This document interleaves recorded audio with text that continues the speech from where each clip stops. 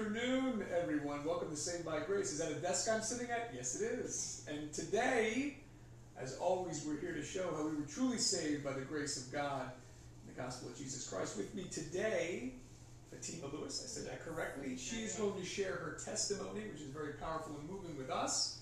I appreciate you coming by the show.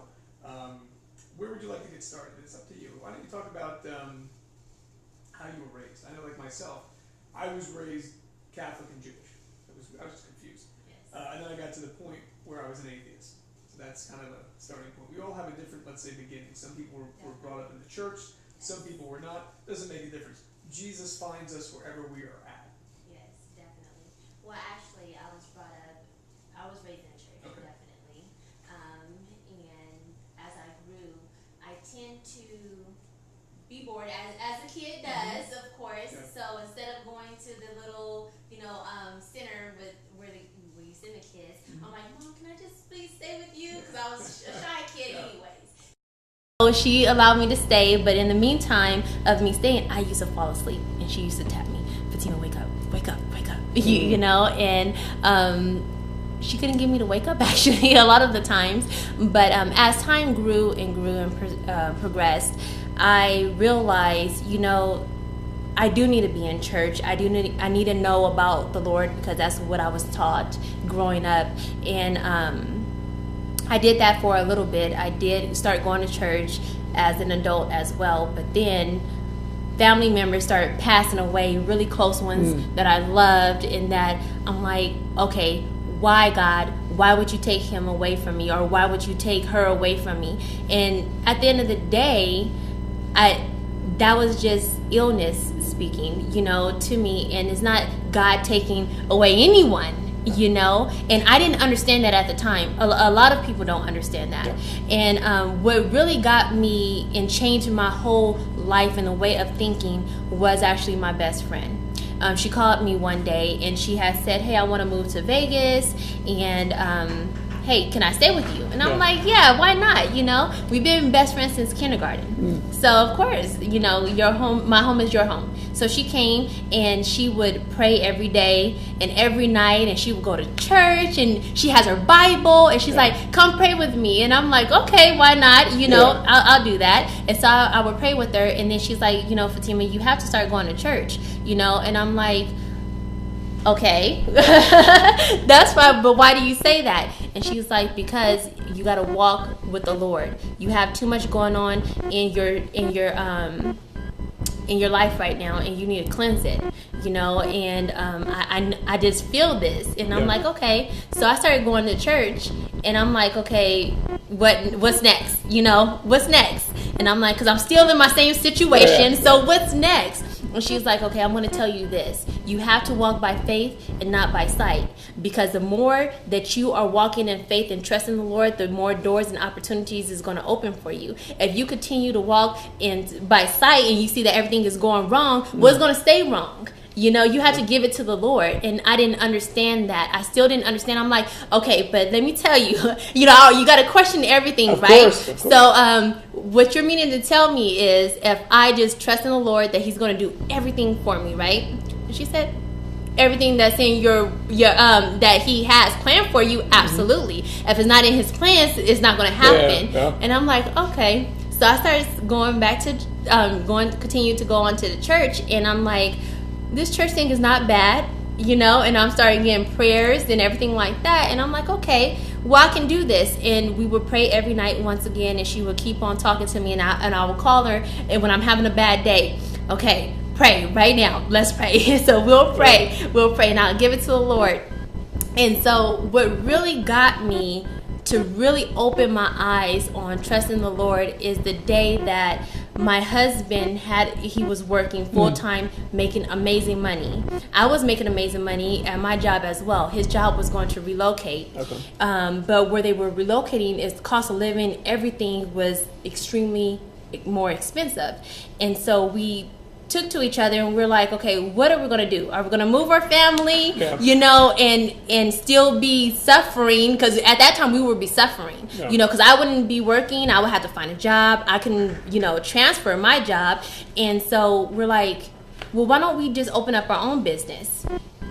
Why not? Yeah. How are you going to do that? You know, when with no backup plan, no nothing. And I'm like, hey, faith. You got to walk by faith, right? And not by sight. Yeah. So I'm like, I told my husband, I said, this is something that we have to do. And we're going to give it to the Lord.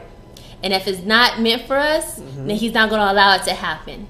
If it's not meant for us, he will not allow it to happen. So as your mouth is, I learned that your mouth is a very spiritual, it's a very powerful weapon, right?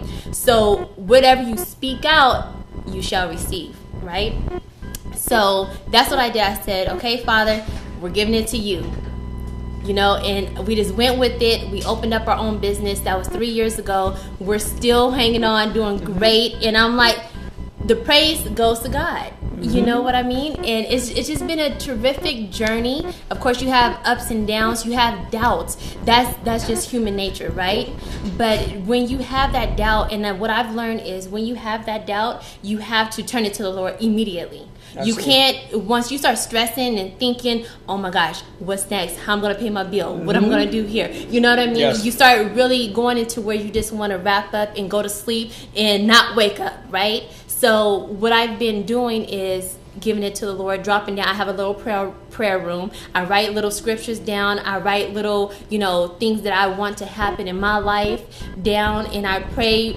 I listen to Joyce Myers a lot, every single day. That is my friend, even though she don't know me, but that's my friend. And I listen to her, and I play it every morning. And at first, to be honest with you, my husband really was more like he'll close the door and he'll do his own thing because he believes in God, but he doesn't believe in religion, and he does his own thing. So he used to do that a lot of the times, and I'm like, okay, you just give it to the Lord, because I used to get mad at first, and I'm like, listen, I'm listening to this, you should be listening to this, and I'm like, okay, God told me you cannot do that. If you want him to change, you have to go through me so I can change him. And so I used to pray, and I still do. I'm saying I used to, but I still do to this day, praying that, hey, increase my faith, Father. Please increase my faith in my husband, my family. I pray for us all the time. Now to this day, I turn on Joyce Myers, he's listening with me, and I'm like, look at how God works in mysterious ways. And I love my life, and I love that I have now a relationship with the Lord, because at first I didn't. Yeah. And now I actually have a relationship with the Lord. I wake up, I thank him. I talk to him when I'm going to work. I talk to him in the shower. I talk to him everywhere I go. If I have a problem, Lord, please help me. Help me go through this. Let me, open the doors. Let me see, and he comes to me and he answers my prayers, and I'm thankful. And so no, it's beautiful. Yeah, it's definitely. We'll go over a bunch of stuff that you covered, which was great. It's interesting because oftentimes, I'm sure with your husband, I know with my family, we're impatient. I know I was impatient, and you're like, they got to hear it now, and then you're shown, well, wait a minute. We're learning patience because again, we don't realize that we're not trusting the Lord. That's right. God's not handicapped. He doesn't need us to come help him. It's like, listen, just calm down. Yep. Because we all go through that. We do the same thing. You get frustrated. You're like, are they hearing what I'm saying? Yes. And then you know what? You're the one who opened my eyes. I didn't open my own eyes. Right. And so I'm just going to keep on sowing seeds. And in a way, even the situations where we think I'm the one that's helping, they're also helping us. Yep. It goes both ways. But we learn from all situations. Even when we think, we're the one teaching. And we're learning. That's what the Lord's amazing. When this is construction in regards to faith. We're getting resistance and built up at the same time that we're helping others. So all of these situations, that's why it's funny when people think there's chance. Yes. Because all that happens is you're saying, this is all purpose. That's right. And it's funny because when you let that go and you truly trust the Lord, that burden comes off. Right? You couldn't say it any better. That's exactly what I'm saying, and I don't mean to interrupt, but I've experienced that. And it goes back to me saying, when you're stressed, and then you give it to the Lord, a sense of relief. It seemed like something just pulled out of me, and I'm like, okay, that's you're talking to me. You're letting me know it's gonna be okay. Patience is the key. Back up and wait on your time. It's not supposed to happen when you want it. It's when he wants it. At his timing, and he's on time all the time. And that's a beautiful thing that I've that I got a chance to experience, that he does not leave you. He doesn't. He's right there. Even when you sin, whatever the case, God, please forgive me for all my sins. You're forgotten. And he's there, and he's walking with you every moment, every second. There's a surrender that happens to where we start to see, Lord, your will be done, not mine. Yes. Because, for too long, I know myself, we're asking him to bless our plans. Yes. And then we get upset when our plans fall apart, and that's because we believed a lie. Yes. We thought it was supposed to be this way. And you don't realize, one of the things that seems very subtle and maybe inconsequential to this but that's pride. Yes. When we think, no, this is the way, and people think, well, that can't be true. But yes, we're putting what we think should happen above God's plan. And then you get humble, because this is a walk. That's why, Jesus said, take up your cross and follow me, one who endured to the end. So endure, that's not a sprint. So you're going to go through some stuff, but we don't get it all at once. It's not like you wake up and I got it. No, you start your walk. Yep. And then you keep on saying, here I am, Lord, and you stumble and you get back up and you keep walking. Right. And so God never gave up on us, on any of us. Never. Oftentimes what ends up happening is people give up. That's right. Because even Jesus didn't give up on Judas. Yes. Judas did. Judas wasn't condemned because he betrayed Christ. It was because he took his own life. That's right. People forget that because we measure sin. This is a man, and I've heard this a lot more lately with people. They're equating sin. Well, I just lied, but you killed someone, so we're on two different levels. That's by man's standards. And thank God we go by God's standards because there's mercy. Man has no mercy. Yeah, definitely. And then we have like a ladder system where we're like, well, this person can't be saved. Not understanding we're in the same boat. This came on my spirit today. When you look at all the disciples, it shows us. In one capacity, you can relate to Thomas, who doubted, but his doubt led him to believe more. He's like, until I see this and this, and oftentimes we might have doubt, but if it propels your faith forward, that's good. You had James and John, the sons of thunder. They had anger issues. And look, you start to see what happens. And John was the disciple who was so close to Christ. He drew closer to him. You had Paul, who is killing people. So you have these extreme personalities, and you start to look and you go, wow, these is who was following Christ. This is who he chose. You see flawed characters. There's many consistencies, but one consistent thing that I always pick out in the Bible is, look at everyone God called. He already knew. He knew the story. He knew what they were going to do, from David to Solomon to Jeremiah to all, Jonah, Solomon. You see something. They all made mistakes. He knew they were going to make mistakes, but he knew their hearts. Exactly. And that's the difference. And I often tell people now, be very careful when you look at a person and you start trying to judge. Because plenty of people would have said, that's right, I'm condemned, right? You're not going to make it. And we've got to make sure when we don't get into this high horse saying, well, I'm saved, how is this person going to be saved? Forgetting where we came from. That was oftentimes missed, the thorn in Paul's side. That humility, because he remembered what he was saved from. When you remember what you were saved from, you're like, I deserve death. That's right. But he saved me. And oftentimes, because I'd done a lot of bad stuff, one who had done more, who's forgiven more, loves more. And I think that's good. I think it makes our testimonies more powerful. Because I think too many people think that you become perfect. You're perfect when Christ calls you, and that couldn't be further from the truth. He calls a flawed individual. And then as you walk through your walk, you say, wait a minute, why am I changing? Right? That's look right. at when you start and look it down, you're like, how did I get to this point? Exactly. Because he's the author and finisher. Yes. I think that's a point that people miss, where they think, I can't do this myself. That's correct. That's right. Now you understand, Jesus, I need you. In the same way that you said you're drawing closer and closer to God, now you understand trials. Yeah, exactly. That is so true. And now I said to myself, I'm going to get off of the boat, right? Yes. I'm not going to stay on the boat. I'm going to get off of the boat and walk with the Lord. Yes. Because he is going to guide me where I need to be guided. Absolutely. And he's still doing it, and I love it. I love it. I love my relationship with the Lord. Before you can get me to say that, I didn't understand anything. Like, all that was just the Bible, I should say. That was just really like, who needs this? And I used to always question my grandmother. I used to say, Mama, now, how do we know that this really happened? How do we know that, who wrote this? You know what I mean? Yeah. And I used to have so many questions, and now I have not a one. I just believe in the Lord, and he's been really really guiding me and blessing us and opening not just my eyes, my grandmother's eyes and my mother's eyes, my uncle's eyes, my cousin's eyes. He's been working and working. The more that you pray, I'm telling you, your prayers will be answered. And it's a great feeling. It's a great feeling. And you're sowing seeds. You know, we're faithful. Again, when you throw out and you trust His plan, not our plan, and you go, Lord, it's on your timing, and you start sowing it, and then you get to see it. Because that's a blessing when you start to see these seeds grow. You're like, is that because? And then you see it happening, and there's encouragement because you go, wow, Lord, you're working. Like you see it in your family, like no one was listening, and now they're starting. It's spreading. It's like a fire, and you're like, this is unbelievable. And so I think that's a great thing for other people because sometimes people feel like an outcast. Oftentimes when you're woken up, especially you're woken up in dark. I mean, we're in darkness. We know where we are. And you're put in a situation like, why do people think I'm crazy? And then you're like, listen, I'm just going to keep on walking because that again, walking by faith. If you're walking by sight, the world's going to tell you you're a lunatic. That's right. And other people are going to say, that Jesus stuff, what are you doing? And then you go, no, I'm just going to keep on walking because people miss. Jesus told us. He told us all this stuff. They didn't see me. They're not going to see you. They persecuted me. They're going to persecute you. That's right. And then these things happen. They go, why is it happening? It's like, well, He told us it was going to happen. Exactly. And you oftentimes can look back at why were the apostles celebrating when they were in jail?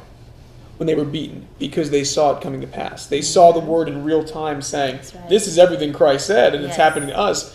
You know, we're at a point where we're able, He's accepting us. We're able to glorify God. Now, people hear this, they think it's foolishness. And I always tell people, it's funny. I find with the Bible, because I used to question the same thing. Everyone who has these talking points hasn't read it. Some people have, but they go, well, I don't understand it because it's literal and spiritual.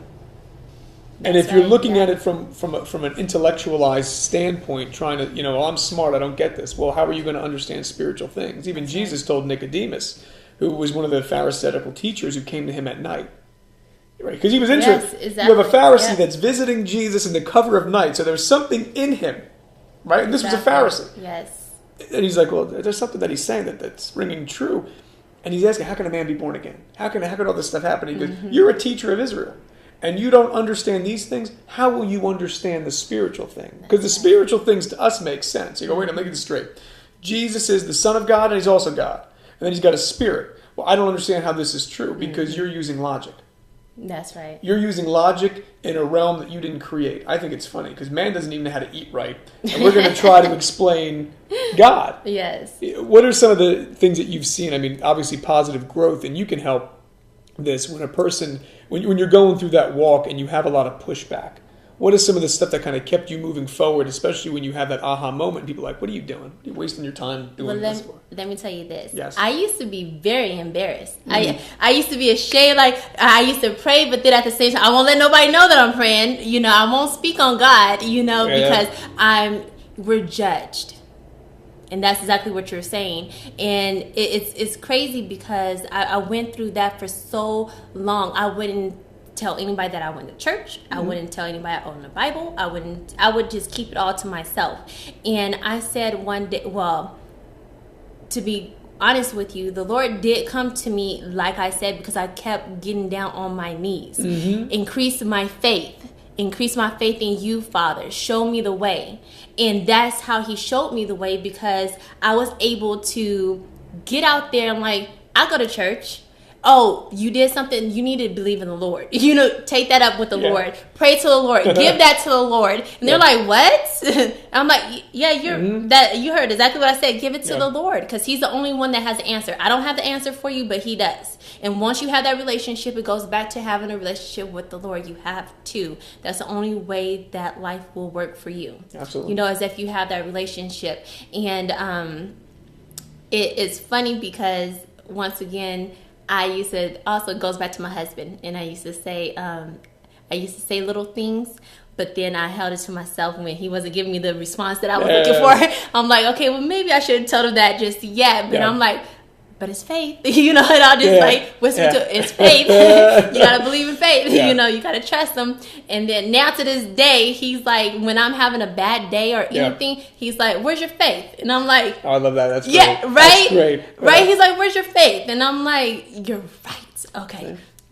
It's funny how when you ask for an increase in faith, it's never the answer that we think. Yes. So how does that increase? By getting more pushback. And it's funny, you're like, well, how are you going to increase you're going to get more opposition. So it's going to make you step out. You're going to get out of that comfort zone of denial, because Jesus said, if you deny me before men, I'll deny you before my Father. And I think sometimes we have a construct of you're going to get in some line and someone's going to ask you a question. I go, no, every day we're making a choice of who we're serving, whether people know that or not. And so when we get up, we're serving one or the other. And so when you are put on, little by little, that faith gets increased. That's right. And then you're no longer embarrassed, and then you start to see other things happening. And that's why he said, if you had faith the size of a mustard seed, you would tell this mountain to throw itself in the ocean. And people are like, well, I can't talk to mountains. Like, you're not understanding something. That little bit of faith not only grows, but when you understand who your Father is, and that all things are subject unto him, what gets in your way? Because then worry is like, well, what am I worrying about? Because if I'm worrying, that means I'm putting my problem over God. That's right. That's right. And people miss that. They go, what? Yeah. What now? You're starting to idolize your problem, because you're saying, well, God surely can't handle this. Yes. And then you think about it and you go, oh, got it. Exactly. And there's a lot of times when you go through things and you don't even realize that is you went through it and you were able to survive because it was God. You know what I mean? And I've been through that a lot of times. And when I think back, I'm like, there's no way in heck I was able to get through that. You know, that wasn't me. That was God. And even to this day, what I would do is I would just see somebody that's in need, or just like right on the corner, you know, or anything to that. And I'll say, here you go. God sent me, you know, and you know, God bless. And they're like, huh? Well, God bless you too. And I'm like, thank you. That's what I want to hear. You know what I mean? And it just is awesome. And once again, like I said, the main thing that is really hard is because there's so many people that don't know and don't have that relationship. So they would try their best to make sure that they bring you down with them. And they would talk you out of it. They would try to, I would say. They would try their best to talk you out of it. If God was as good as he say, then you wouldn't be going through what you're going through. And, you know, you have to stop them right there. I'm not having this conversation with you because I know my God, and you should be on my same page, because you wouldn't be talking that the way that you're talking to me now, you know, and your life would be much better, 10 times better than what you're going through right now. You know, you pray for people, because you're like, Father, they know not what they do. Because no one, that's why I said to people like, oh, don't you get it? God doesn't need us to defend him. Yeah. And you see that a person that makes these jokes doesn't, like, if they realize the severity and that the truth, you're like, they don't know, because no one in their right mind would talk about the creator of all things and make these jokes. And I go, no, I'm not against you. I'm praying for you that he opens your eyes. Right. And that's the thing, because you start to realize when you get that humbling moment, you're like, oh, Lord, have mercy. Yeah. Because you're like, I was walking into a wall. I had no idea what was going on. And that's why people go, how, you know, Jesus had said, love your enemies, because you're not going to have any. That's right. No one's your enemy. Who's my brother and sister? All of these people. We don't know who's who, which is a good thing. Because if we knew who's who, I'm not going to talk to that person. But since we don't know, we'll sow seeds everywhere. Isn't that funny? That's right. Yes. And you start to see that what an interesting dynamic is, from at the beginning you being embarrassed to now it's like, oh no, nothing can get in the way. And you're like, that's Jesus. Yeah. Like, that wasn't me. Because you're like, how did I get to this point? And you start to see the walk. And it's funny because your life is a testimony and a witness to those around you. Because they can't explain the shame. They're like, what are you taking a class? Yeah, exactly. Exactly. The other topic I find interesting that you started with was death. Yes. And I think this is something that a lot of people don't address, especially in the believer community, that what the world teaches us is the concept of death and it's the end, but we know that's not true. And from a young age, we're told, well, you have this long to live, and you're told about your future, which you're not promised tomorrow. Correct. So people are living in imagination land for the future, plan for the future, or in the past, and we're never in the present. When we understand that we don't know the amount of time that we have, and that when our race is done, if you believe, you're going home to be with the Father. And that's the thing that throws people off, that it's not him being mean. This was the person's time to go home. That's right. We don't know our time. And that's the throw-off point. Yes. And so people will look, well, why would this person get called home? Because you didn't know his time, just like you don't know yours. Who said you were going to live to be 100? That's right. That's true. This is not eternity. This is temporary. And oftentimes what ends up happening is people are trying to set a paradise. and looking at every other situation, because this is dangerous. If you're an employee at a place and you're picking out what everyone else is not doing, you're not doing your job. That's right. So when you're focused on, this is the job I have to do, you'll notice something. All the things of the world fall away. You're no longer pulled off course. You're not worrying what other people are doing. You're like, I need to focus on my work, and then I can keep on. I'll get to where I have to be. Yes. Because it's that whole concept of, we're following Christ. He set the standard for us. The moment we start looking at our storm or our problem, what happens? We sink. That all the time. People they're looking at something and they go, I don't know, I'm focused on this, but I'm going to stop. Focus on the Lord and you'll understand. That's right. What's going on. Yes. Well, guys, we're going to be right back. Give us a quick minute. Any questions? We're going to be answering them, so tune in. We'll be right back in a few minutes. God bless. Hang with us.